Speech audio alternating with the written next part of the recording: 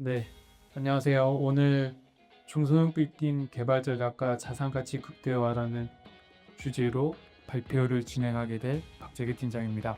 건축과 법규 관점에서 실무적이고 적용할 수 있을 그런 전략 위주로 더 설명을 드리도록 하겠습니다. 일단 제 소개를 좀 간단히 드리자면 저는 사무종합건축사 사무소라는 곳에서 10년 넘게 건축 설계를 했었고요. 주로 설계를 많이 했던 건 업무시설과 의료시설 관련된 부분을 설계를 많이 했었습니다. 그렇게 설계를 하다가 제가 건축 설계를 하고 의도했던 공간들이 실제로 사용자들이 의도대로 사용하지 않다거나 아니면 불필요하게 사용을 한다거나 되게 안 좋다고 하는 그런 공간들이 점점 많이 생겨나기 시작했어요. 업무 공간, 오피스 공간을 제일 잘 알고 있는 회사가 어디일까를 찾다가 그건 테스트파이브라고 하는 공유 오피스 회사가 사용자 측면에서 가장 많이 알 것 같다라고 해서 이 회사에 약 5년 전에 합류를 하게 됐습니다. 설계와 그런 사용자의 측면 그리고 건축주 그런 모든 의견을 다 연구와 스터디를 통해서 실제로 소위 잘 팔릴 만한 그런 건물을 만드는 업무를 하고 있다고 보시면 될 것 같습니다. 개발 시기 및 물것 찾기입니다. 지금 서울 지역의 2종 일반 주거 지역과 3종 일반 주거 지역은 용적률 인센티브를 50%씩 더 부여를 했습니다. 그래서 2종 일반 주거 지역은 용적률 200%에서 250%로 3종 일반 주거 지역은 250%에서 400%로 이렇게 바뀌었고요. 이게 2025년 5월에 시행이 됐고 종료 시점이 28년 5월 18일까지입니다. 이때까지 허가를 받으셔야 적용을 받으실 수 있다고 보기 때문에 실제로 혜택을 누릴 수 있는 기간을 설계 기간을 빼고 계산을 해보면 약 19개월 정도 남아있는 상황이라고 보면 될 것 같습니다. 그럼 이 용적률 50%가 도대체 얼마만큼의 가치로 환산될 수 있는지를 서울시 2종, 3종 일반 주거지역 용적률과 매매가를 분석을 해본 자료를 토대로 환산을 해보면 약 50%의 가치는 건물 가치의 15에서 17% 정도의 상승 그리고 영향을 미친다라고 보시면 될 것 같습니다. 예를 들어 내가 가지고 있는 건물 옆에 건물과 비교를 했을 때 나는 용적률 200%, 내 옆에 땅은 250%, 동일 조건으로 비교를 했을 때 약 100억짜리 건물이면 나는 100억에 팔 수 있는데 옆에 건물은 117억에서 120억에 팔 수 있다라고 보시면 될 것 같아요. 근데 이렇게 이제 용적률 인센티브를 준 현재 시점에 좀 특이한 현상이 발생되기 시작을 했습니다. 이 현상을 보기 위해서 2종 일반 주거지역과 3종 일반 주거지역에 대한 간단한 규모 규제를 좀 설명을 드리자면 2종 일반 주거지역은 건폐율이 60%, 3종은 50%고요. 용적률은 2종이 200에서 250%로 변경됐고 3종은 250에서 400%로 변경됐습니다. 100평짜리 땅이라고 보면 건폐율이 60%이기 때문에 실제로 한 층에 60평씩 쓴다고 보시면 될 것 같고요. 이거를 층수로 환산을 했을 때 약 4.17층 그리고 3종은 6층입니다. 그때 보통 저희가 계획을 할 때 1층은 주차장으로 할당을 대부분 하기 때문에 주차장을 50% 정도 할당을 했다라고 보면 2종은 5층짜리 건물 그리고 3종은 7층짜리 건물이 됩니다. 근데 저희가 6층 이상의 건축물을 맡을 때는 기계정비실, 소방 관련된 시설이 필수 상황이기 때문에 기계정비실에 많은 부분이 소방 관련된 실로 구성이 될 수밖에 없습니다. 그렇기 때문에 지금 5층과 7층 이런 상황인데 실제로 저희가 일반 주거지역 같은 경우엔 정북 1조라고 하는 일조권 제약이 생길 수밖에 없습니다. 그래서 이런 일조권 제약의 선들을 날려보면 하루에 검토하는 규모 검토 기수가 한 3개 정도 되는데 이거를 다 검토를 데이터화 시켜보니까 실제로 2종 일반 주거지역은 250%를 찾을 확률이 대부분이고 3종 일반 주거지역은 용적률을 실제로 230%밖에 찾을 수가 없습니다. 이게 특수 조건이 아니라면 대부분 동일하다고 보시면 되기 때문에 그래서 이게 실제로 용적률을 50%씩 더 주고 있지만 3종 일반 주거지역은 이 혜택을 대부분 잘 못 받고 있다라고 보시면 될 것 같아요.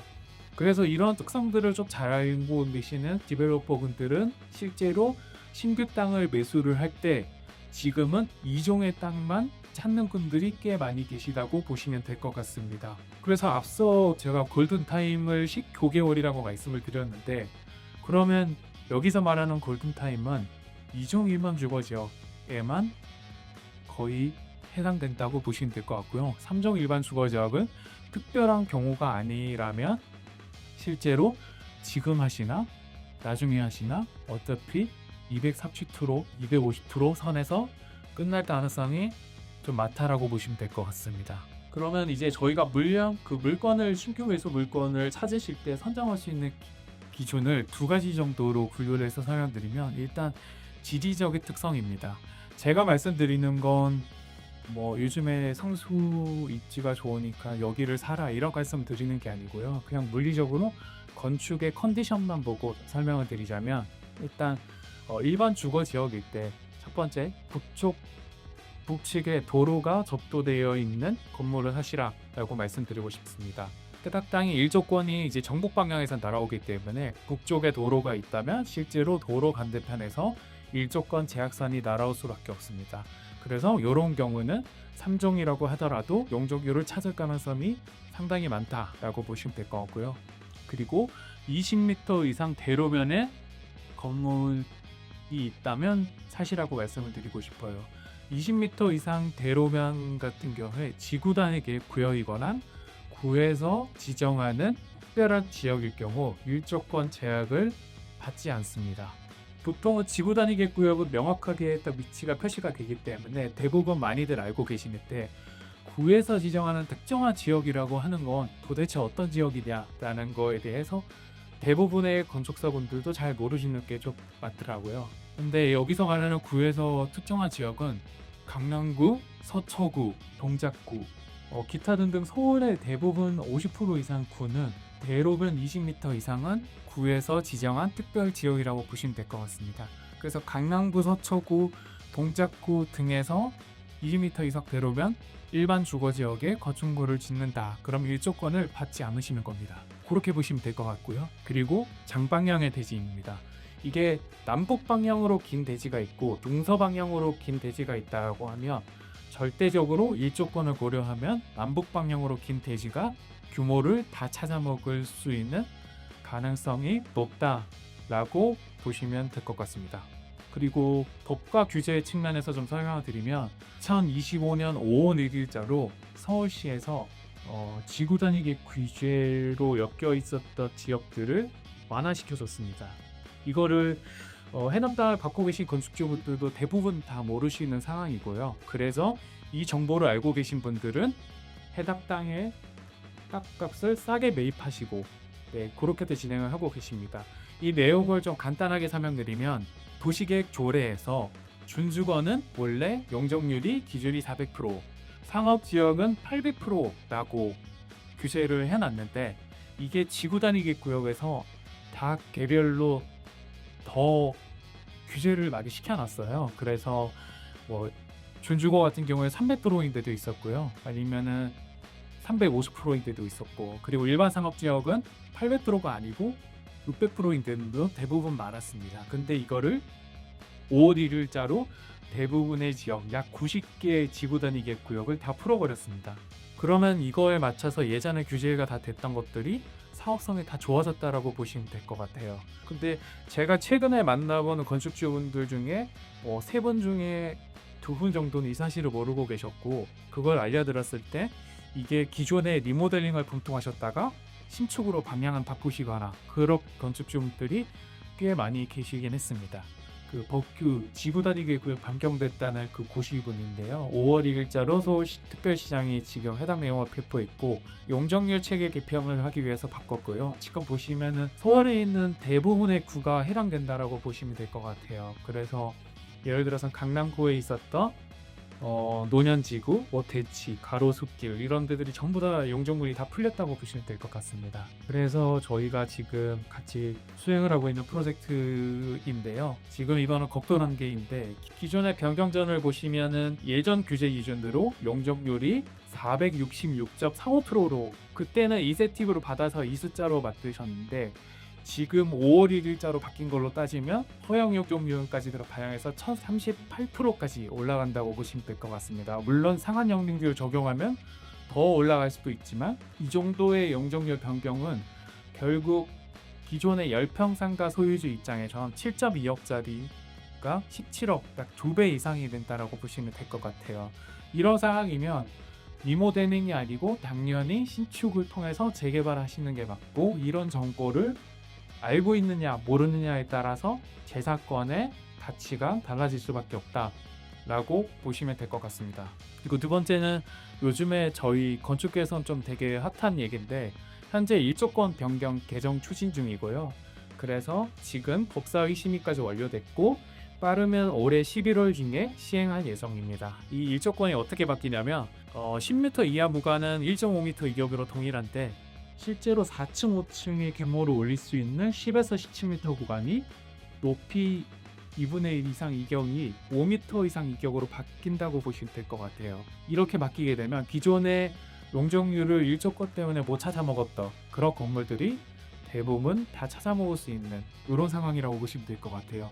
그래서 이 정보를 알고 지금 저희가 개발하는 것도 인허가를 2번을 받아서 1조권 개정 전 버전으로 인허가를 받고 착공을 한 다음에 1조권 개정 이후에 다시 설계 허가 변경을 통해서 용적률을 다 찾아먹는 그런 플랜으로 개발을 많이 수행을 하고 있습니다. 그러면 저희가 제일 많이 듣는 질문이요, 내가 땅을 갖고 있거나 건물을 갖고 있거나 아니면 신규로 매수할 예정인데 이게 신축이 나온지 리모델링이 나온지 판단이 잘 안 됐다라는 질문들을 많이 해주시는데, 일단 저희가 그 두 가지 측면으로 먼저 파악을 해야 된다고 말씀드립니다. 첫 번째는 건물의 태생을 파악해서 내 것거를 제대로 알았다. 그리고 두 번째는 사업성 검토를 한다. 이 측면이라고 보시면 될 것 같아요. 그래서 지금 이제 저희가 판단했을 때, 리모델링을 했을 때 가장 중요한 포인트 4가지 정도를 좀 설명을 드리자면, 일단 첫 번째가 층고 검토입니다. 저희가 리모델링을 검토하시는 많은 건물주들의 건물을 보면서 층고가 3m밖에 안 나오는 건물들이 꽤 많이 있습니다. 그때 단순 공사비에 대한 그 예산 부족으로 3m짜리 건물을 리모델링으로 시행을 하시는 경우가 있는데, 이런 건물들을 리모델링으로 다 지으셨다가 나중에 임대가 안 나가는 경우를 상당히 많이 봤습니다.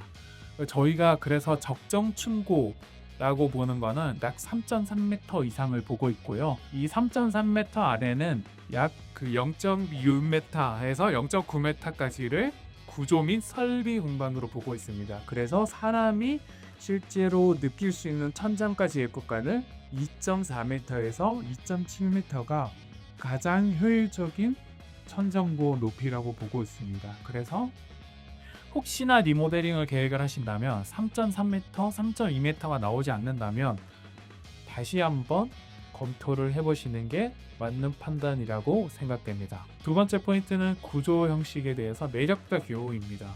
예전에 한창 건물을 지으셨던 분들은 보통 1층, 2층을 상가로 빼셨고 3층, 4층을 주택으로 많이 빼셨어요. 그런 물건들이 시장에 또 많이 있습니다. 근데 이런 건물들의 문제점이 3층, 4층을 다 내력벽 구조로 구성을 하셨기 때문에 이 내력벽 구조를 정치한 상태에서는 임대를 맞추기가 쉽지 않습니다. 그러면 이거를 벽을 털고 기둥을 신설하게 되면 실제로 구조 위협도 많이 발생되고, 이런 건물들은 앞서 말씀드렸던 층고도 다 낮게 형성이 되어 있기 때문에 세트로 문제가 생길 수밖에 없다라고 보시면 될 것 같고요. 그 다음에 엘리베이터가 없었던 건물에 엘리베이터를 설치할 때는 실제로 구조, 면적, 동선을 다 종합적으로 검토를 해보고 가능력으로 판단하셔야 될 것 같아요. 무조건 어떻게든 건물의 가운데 엘리베이터 넣을 수도 있지만 그 엘리베이터 공간을 넣으면서 임대 면적이 줄면 사업성에 엄청난 영향을 끼치기 때문에 실제로 엘리베이터를 어디에 설치할지도 미리 검토를 해보셔야 된다. 그 다음에 용도별격 가능성입니다. 나는 근린 생활에서 업무 시설을 유대를 할 거라고 생각을 하셨지만, 예를 들어서 1층이나 2층에 베이커리나 카페가 들어온다 라고 하면 용도 변경을 일반 음식점이나 휴게 음식점으로 하셔야 되는데, 장애인에서 승인 나지 않아서 실제로 임대를 못 넣으시는 경우가 상당히 많습니다. 그렇기 때문에 예전 건물들 같은 경우에 기조 출입구를 조금 올리시는 경우도 있는데, 이게 장애인 규정에 맞게 경사로가 설치되는지, 화상칠이 설치가 되는지, 그리고 문 사이즈가 다 지금 기준으로 맞게 되는지를 확인한 다음에 리모델링이냐 신축이냐를 판단하셔야 될 것 같습니다. 이렇게 판단이 끝나면 저희가 보통 제안드리는 방식은 리모델링과 신축에 대한 규모 검토와 사업성 검토를 같이 진행을 하고 있습니다. 그래서 설계비가 얼마가 되는지, 공사비가 얼마가 되는지, 그리고 내가 이걸 운영을 했을 때 임대료를 얼마로 뽑을 수 있을지, 그리고 이 임대료 기준이 건물의 매각 추정가에 얼마나 영향을 끼치는지를 종합적으로 보시고 의사결정을 하시는 게 가장 합리적이지 않을까 싶습니다.